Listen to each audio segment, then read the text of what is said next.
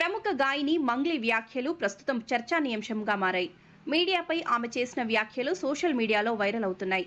తనపై వచ్చిన ఆరోపణలపై స్పందిస్తూ తప్పుడు వార్తలు రాస్తే ఏమి చేస్తారు అంటూ మీడియాను ప్రశ్నించడం వివాదానికి దారితీసింది. కొందరు మద్దతు ఇస్తుండగా మరికొందరు ఆమె తీరుపై విమర్శలు గుప్పిస్తున్నారు.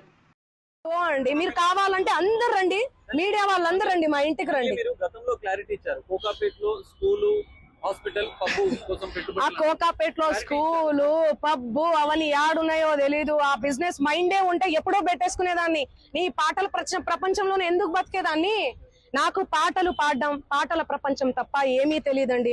నాకు నిజంగా డబ్బు ఆశ ఉండి ఉంటే లాస్ట్ ఇయర్ ఎన్నికలు 2023 ఇక్కడ 2023 ఇక్కడ 2024 అక్కడ జరిగింది. నేను ఏ ఏపీలో గానీ ఏ తెలంగాణలో గానీ ఎక్కడన్నా కనిపించినా ఎన్నో మనీ ఆఫర్ చేసిర్రు, నాకు కోట్లు ఇస్తామని చెప్పి. అయినా కూడా నేను కనిపించలేదు. ఎందుకంటే నాకు డబ్బు ముఖ్యం కాదండి, వ్యక్తిత్వం చాలా ఇంపార్టెంట్. చాలా నియత్ గా, చాలా ఎథిక్స్ తో బతుకుతూ వస్తున్నానండి నేను. నాకేం అవసరం ఉంది చెప్పండి? చేతి నిండా పనులు మీరు చూడట్లే, నా ఇన్స్టా చూడట్లే, సోషల్ మీడియాలో చూడట్లే. ఒక్క పాట చేస్తే ఎందుకండి ప్రజలు ఇంతగానం ఆశీర్వదిస్తున్నారు? ఎందుకు 100 మిలియన్స్ పోతున్నాయి? ఎందుకు మీ అందరు కూడా లైక్ చేస్తున్నారు చెప్పండి?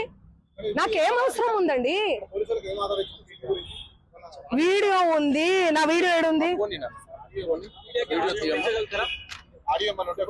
ఇదిగో మా తమ్ముడు ఈయన.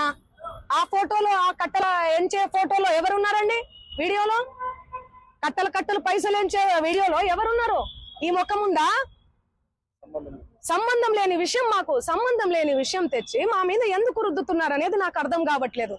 సెన్సిటివ్ మ్యాటర్ అండి ఇది. కొంచెం ఆచి తూచి వెరిఫికేషన్ చేసుకొని మీరు వేయాలి మీడియాలో, సోషల్ మీడియాలో గానీ.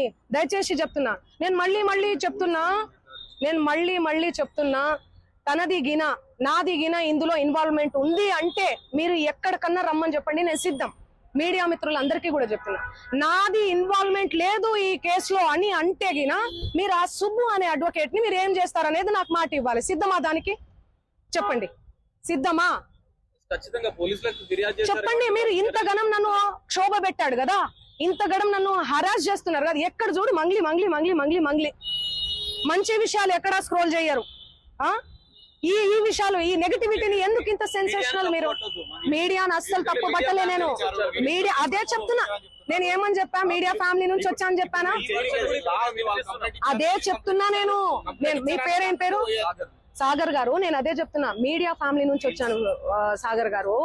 ఇన్స్టాగ్రామ్ లో ఆ రీల్స్ అవన్నీ మీ చెల్లి మీదనో మీ అక్క మీదనో వస్తే మీరు ఎంత బాధపడతారు? నేను అదే చెప్తున్నా. మీడియా నుంచి ఒక్కొక్క మెట్టికి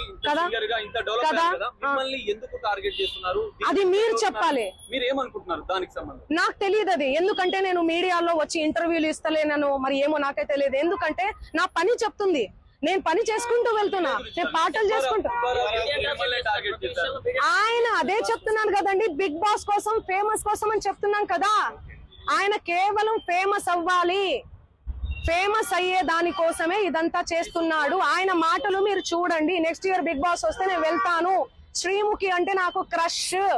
నాతో మాట్లాడేటప్పుడు కూడా మీతో ఫ్రెండ్షిప్ చేసుకుందామంటే మీరేంది ఆరగంటగా మాట్లాడుతున్నారంటే, అవును